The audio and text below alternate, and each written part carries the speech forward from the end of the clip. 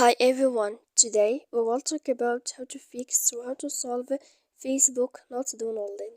To know how to fix or how to solve Facebook not downloading, you should just go to settings like this. You will click.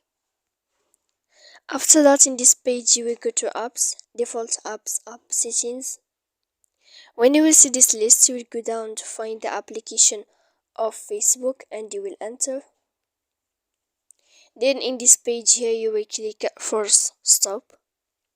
After that, in this page you will click storage and you will enter. Then in this page you will go to clear cache. After that you will go to click clear data, and when you will end this you can update your application. So please don't forget to support us by like and subscribe. See you next time in another video, and thank you for watching.